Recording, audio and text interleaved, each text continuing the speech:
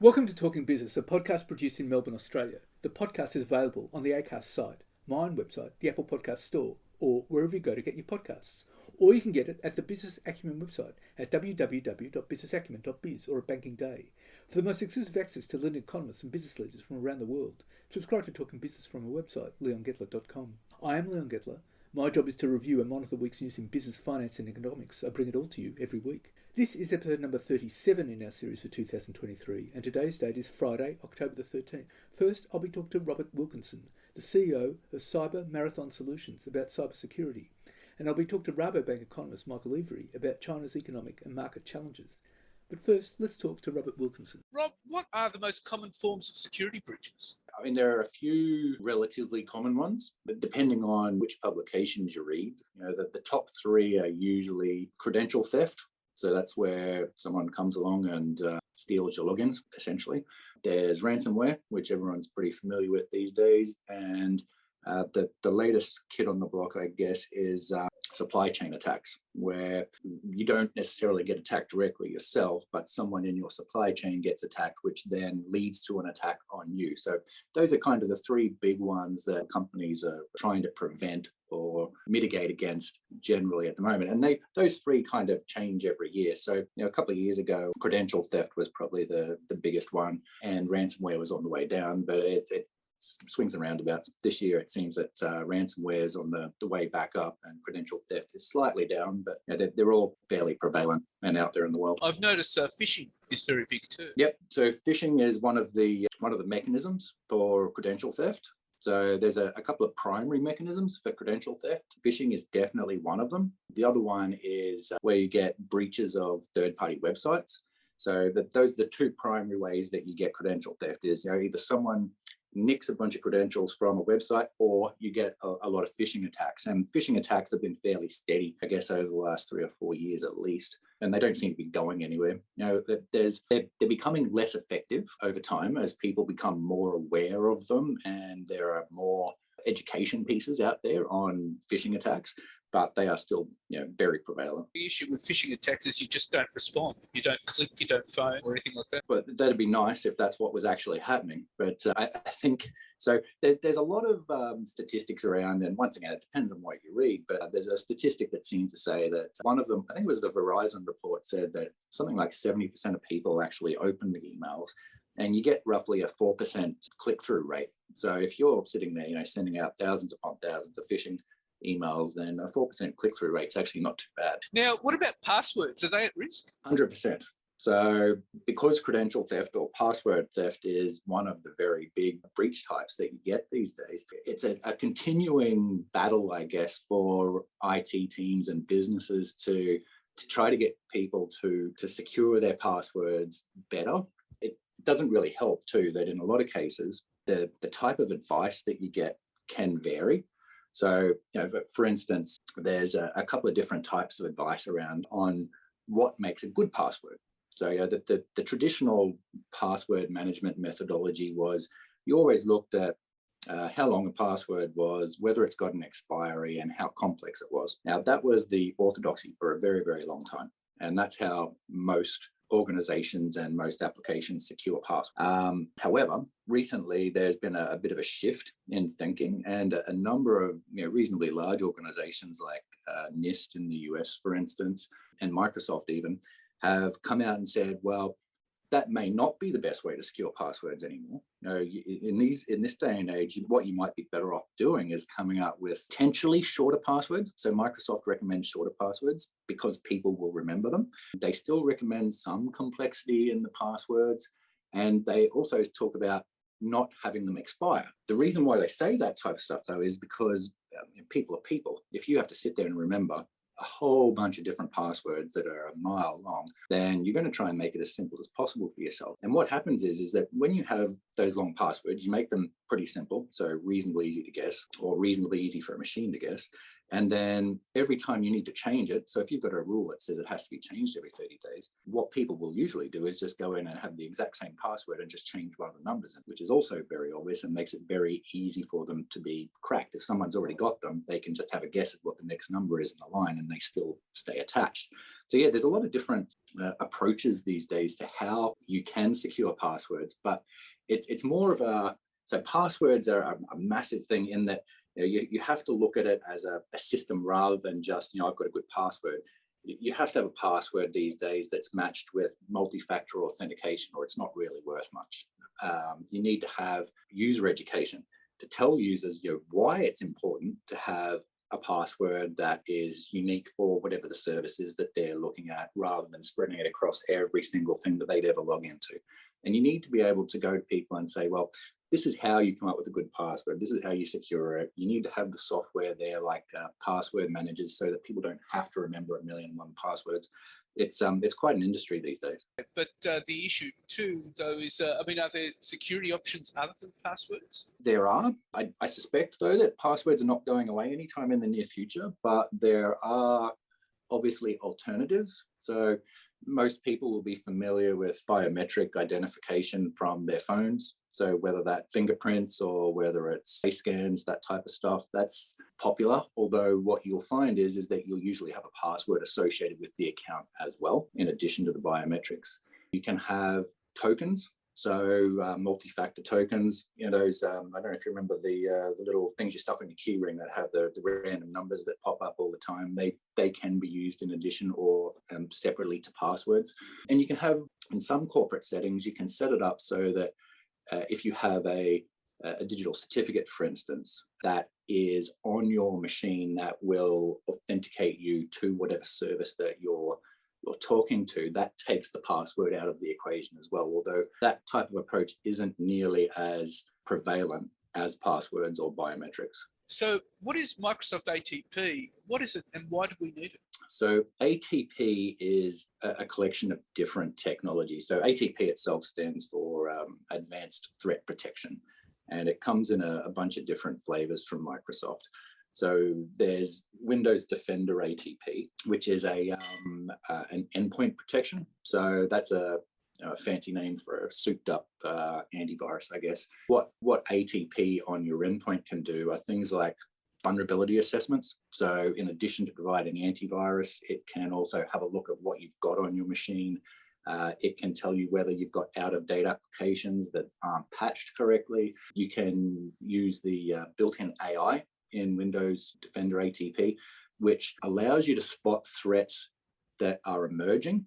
So a lot of antivirus is based on what's been seen in the past, whereas some of the new types of applications like ATP can have a look at behaviors of applications and start doing things when the behaviors look a bit strange. And that's what Windows Defender ATP can do.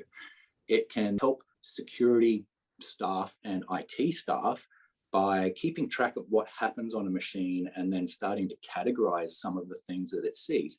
Because, if you imagine you're a business owner, you've got 100 odd machines out there and they're all trying to force feed a bunch of stuff to your IT team saying, this is happening, this is happening, this is happening. You can start missing things. And what ATP can do is it can start prioritizing those things and make it a lot easier and quicker to respond to them.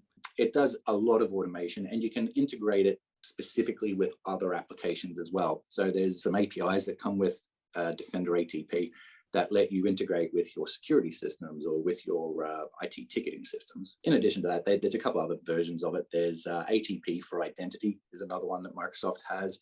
And what that does is it allows you to create smart rules based on scenarios when it comes to identity. So before, when we were talking about passwords and MFA and things like that, the simple way is you just apply a blanket across to absolutely everything that you want to secure. With ATP for Identity, what you can do is you can be a bit smarter about it and say, well, I only want to apply MFA to someone who is logging in from a device that we've never seen before, for instance, and any other time we just trust that they're in the correct place. So how do we get it? Does Microsoft provide that for everyone, or do we have to subscribe to it, or what? Yeah, it's a subscription service. So as with pretty much everything that comes out of Microsoft at the moment, it's all based on the Microsoft or Office 365 systems. So it's just another subscription that you can bolt on to your base Microsoft 365. The thing where you get your email and you get your Office application, just an extra license that tacks on the top. Okay, so broadly, how do we stop data breaches? There's a number of, it's not one silver bullet, unfortunately. That question is kind of a broad one, but it comes down to having a plan to start with. It's a multi-layered approach. Probably at the beginning, it's more around the user education piece. That's what most companies skip to their detriment. You need to make sure that the users have an understanding of what are the types of issues that they may face, because not everyone's an IT person, right? It's going to be a surprise to some people how easy it is to actually breach an organization based on working through a user. And you hit the nail on the head. Phishing is the prime example there, where unless you're constantly aware that it might happen and you're looking out for it, then you're quite possibly going to miss it. So education is a good place to start. Education means that it's telling the user that the organization is serious about IT security.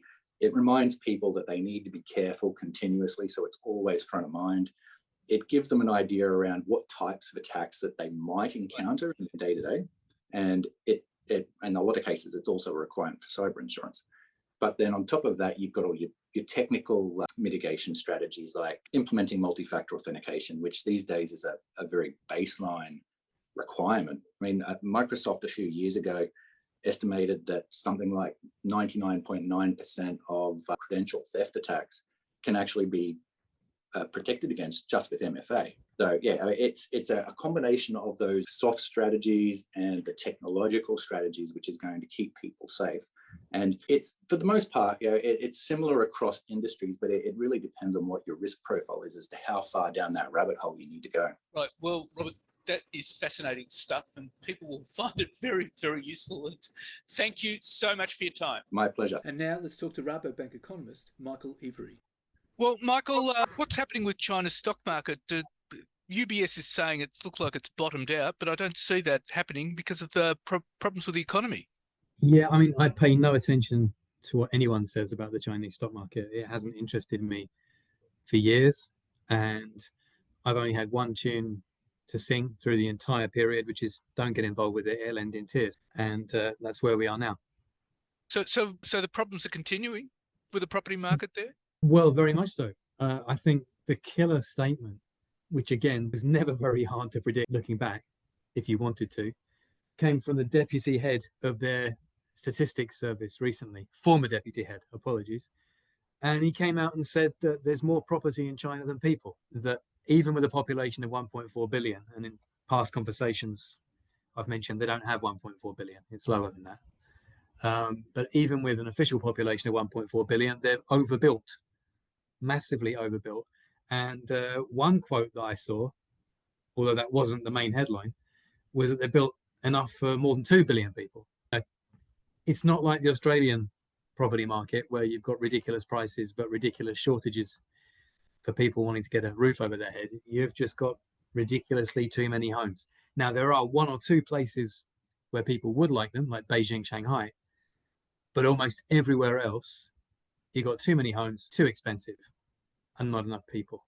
And so it's overbuilt, overproduced, generally. Yeah, totally.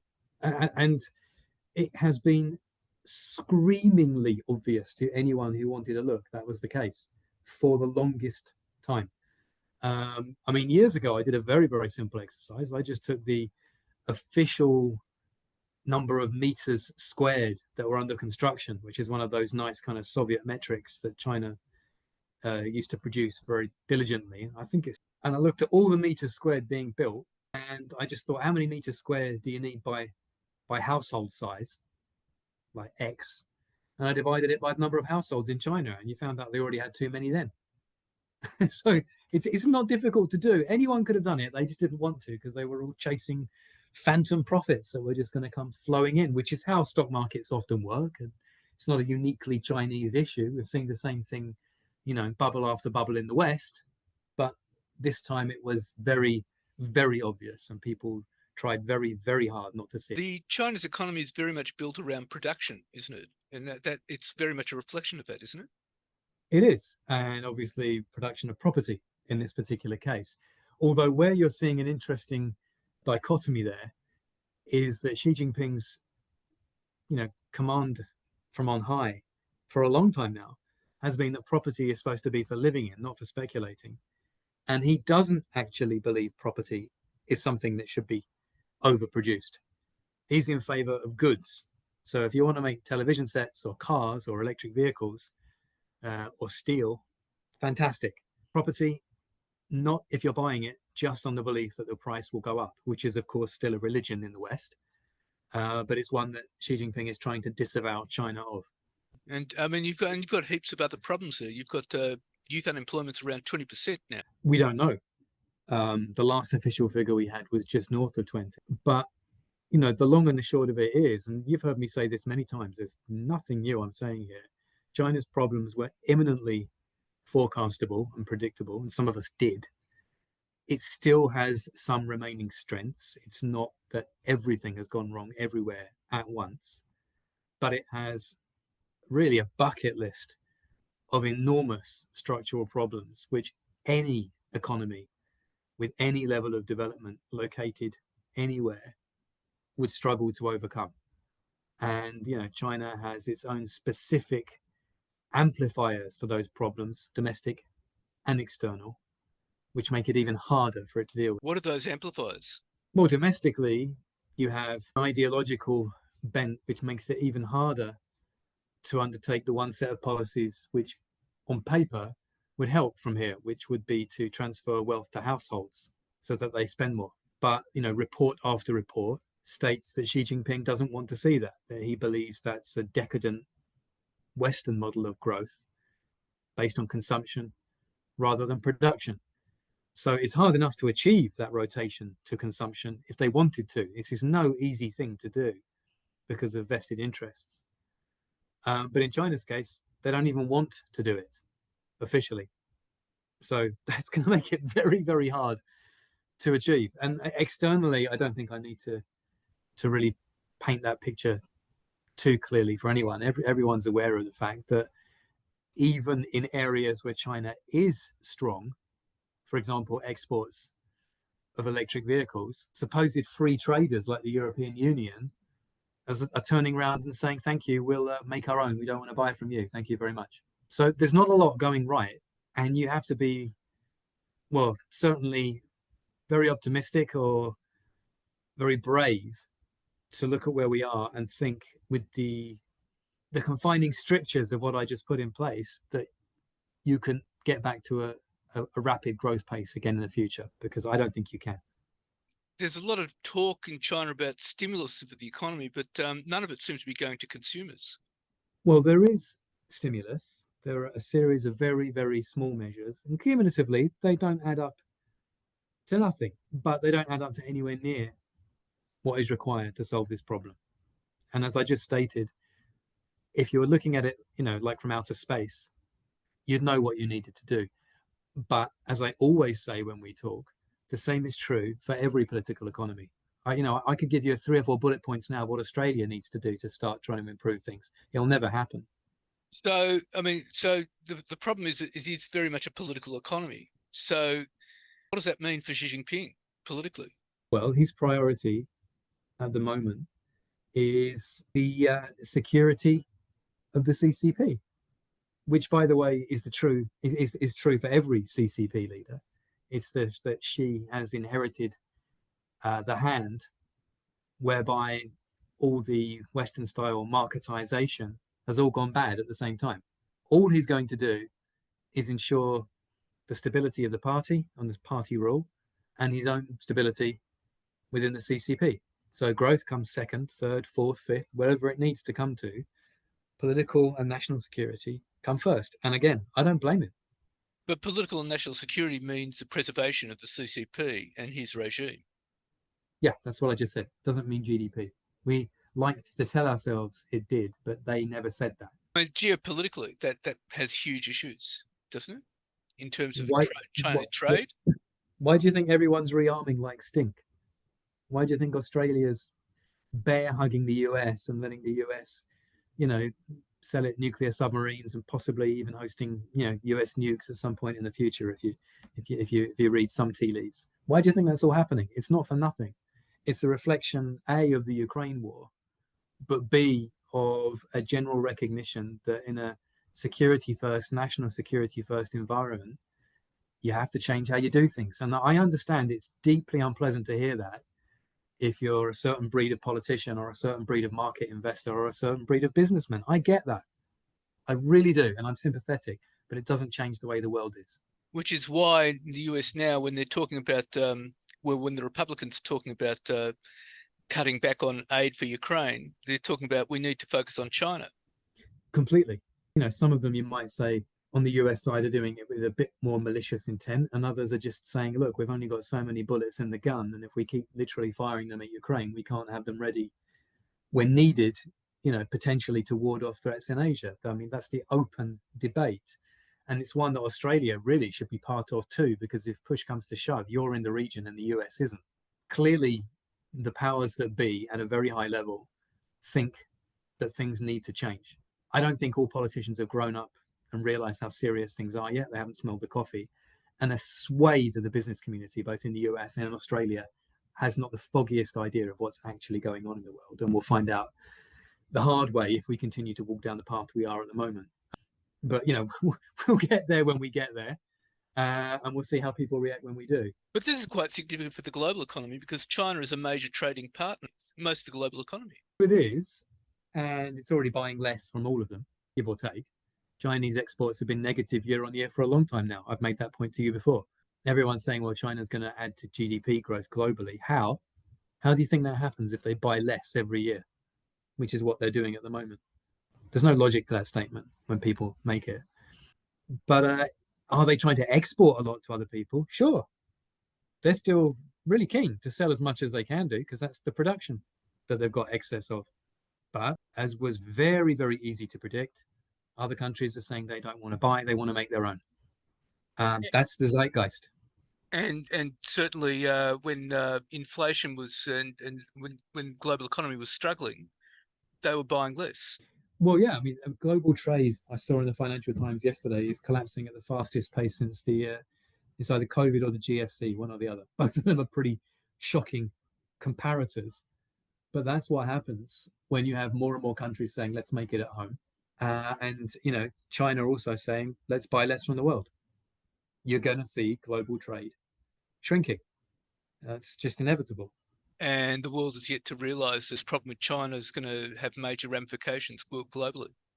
Well, I think the smart money realizes it, but in any market, you get the smart money, the dumb money, and the lying on its back, smelling of rotting fish money. And you just got to think which one of the three camps are you in?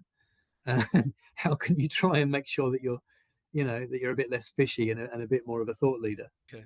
Well, Michael, thank you very much for your time. Thank you. You're very welcome. Have a nice day. So what's happening in the news? Well, Australians devote a greater share of their income to mortgage repayments than any other advanced economy, the IMF has revealed, as it downgraded its forecast for the local economy and warned inflation will be higher than previously thought. In its latest World Economic Outlook, the IMF said chances of a hard landing for the global economy had receded as the world remained on track for a soft landing scenario where inflation returned to central bank targets without a major downturn in activity. A new analysis released on Tuesday, the IMF showed that debt servicing ratios had increased sharply in economies like Australia, where the majority of households had variable rate mortgage. The share of income lost to mortgage repayments